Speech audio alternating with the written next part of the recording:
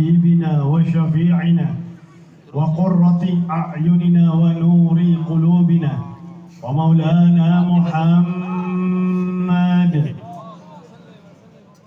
إمام الأنبياء والمرسلين وسيد السابقين واللاحقين وعلى آله الطيبين الطاهرين وأصحابه غر الميامين والتابعين لهم بإحسان من يومنا هذا إلى يوم الدين وعلينا معهم وفيهم برحمتك يا أرحم الراحمين.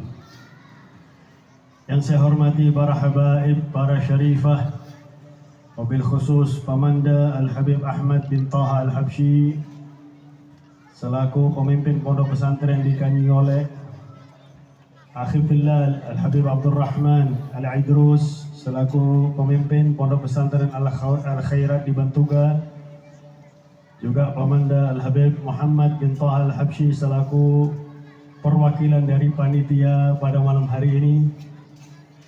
Ipar saya Habib Hussein bin Muhammad bin Syekh Abu Bakar bin Salim beserta para habaib yang lain yang saya tidak bisa sebutkan namanya satu persatu, tapi tidak mengurangi hormat dan cinta saya kepada para habaib, para syarifah. Yang saya hormati Bapak Bupati atau yang mewakili dan segenap aparatur pemerintah yang hadir dan juga segenap Forkopimda yang hadir pada malam hari ini, baik dari kepolisian ataupun dari TNI dan segenap aparatur pemerintah yang hadir. Yang saya hormati teristimewa panitia pada malam hari ini yang tadi disampaikan oleh Habib Hussein, wanita Islam Al-Khairat Tojo Una-Una yang diketuai oleh Ibunda Ibu Hajjah Ummu Kulthum Al-Habsyi, semoga beliau panjang umur dalam keadaan sehat walafiat. Amin ya rabbal alamin. Dan juga segenap pengurus Banat Al-Khairat Tojo Una-Una dan segenap jamaah Masjid Nurul Rahman. Juga yang saya hormati Ketua HIPMI Sulawesi Tengah yang hadir pada saat hari ini, pada malam hari ini, Saudara Ishak Bashir, Masya Allah. Semoga semua yang hadir, terutama yang nyumbang, semua hajatnya dikabulkan oleh Allah. Amin ya rabbal alamin. Hadirin hadirat rahimani wa rahimakumullah. Di sini saya akan ceramah dengan dua topik. Yang pertama masalah sodakoh masjid, karena saya lihat sendiri nih masjidnya kok belum jadi-jadi. Padahal masyarakat Tojo Una-Una sok kemana-mana ini. Yang kedua, apakah pantas kita bertemu dengan Nabi besar Muhammad Sallallahu Alaihi Wasallam? Kita lihat junjungan kita Nabi Muhammad itu hidupnya memang beliau minta miskin. Jadi kita nggak boleh bilang Nabi Muhammad miskin, itu nggak boleh. Kenapa? Kalau beliau mau kaya bisa.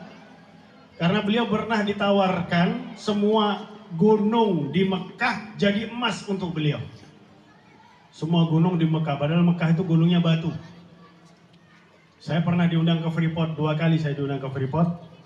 Tahun 2012 saya naik ke tambang. Freeport itu hanya gunung yang mengandung pasir emas. Satu hari hasilnya 24 ton emas. Tapi kita bangsa Indonesia, bangsa yang dermawan ya, semuanya dikasihkan ke Amerika itu.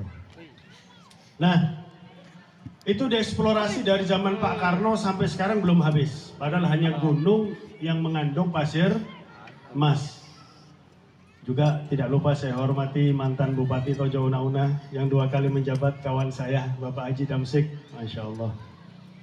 Karena beliau Tojo Una-Una ada bandara, meskipun sekarang pesawatnya lagi ngambul, nggak mau datang ke Tojo Una-Una ini.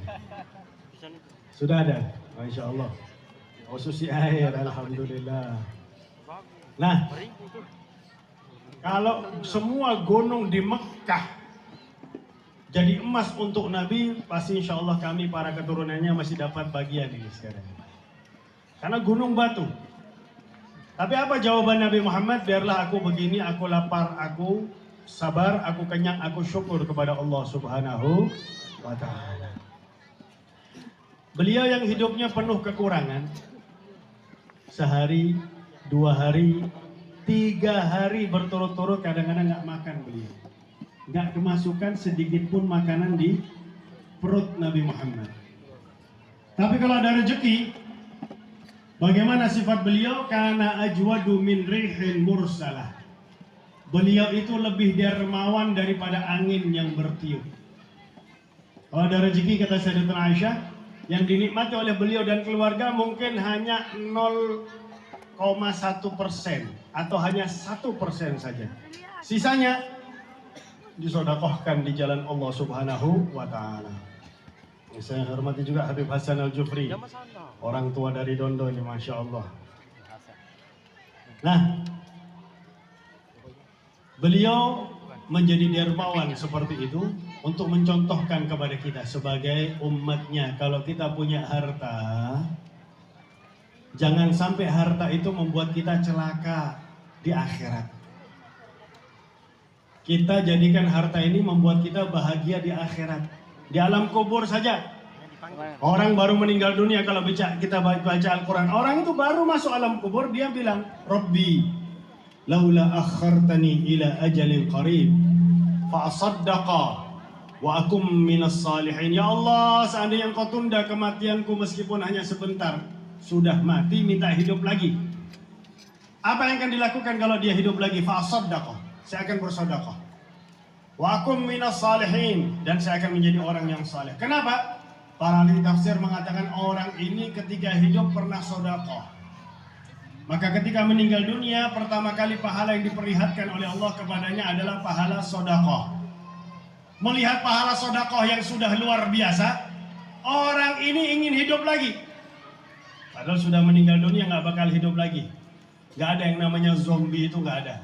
Di Amerika itu nggak ada setan, makanya mereka menciptakan setan. Setan tuh paling lengkap di Indonesia, apalagi di Ampana ini ada pongkok namanya. La ilaha illallah. Yang nggak ada di tempat lain, pongkok khusus Ampana. Kenapa? Ngelihat pahala sedekah yang luar biasa. Nah, hadirin hadirat rahimani wa rahimakumullah. Orang yang sedekah, apalagi untuk masjid. Di dalam hadis sahih, Rasulullah menyampaikan, man bana masjidan. Jadi bukan hanya masjid ini, kalau ada masjid yang lain juga dibangun, kita sumbang sedikit demi sedikit, betul. Man bana masjidan lillah, kama fahsi qutatin aw asghar, banallahu lahu baitan fil jannah. Kalau ada orang membangun masjid karena Allah dan bangunannya itu seperti sarang burung. Mana ada masjid sebesar sarang burung? Nggak ada. Ditafsirkan oleh para ahli hadis, 1 batu bata atau 2 batu bata. Membantu pembangunan masjid dengan 1 batu bata atau 2 batu bata. Ikhlas karena Allah, maka sebagai balasannya Allah akan membangunkan rumah baginya di surga Allah Subhanahu wa Ta'ala. Padahal hanya sedikit kita nyumbang untuk masjid, tapi balasannya rumah, dan rumah di surga itu luasnya sejauh mata memandang. Luasnya itu sejauh mata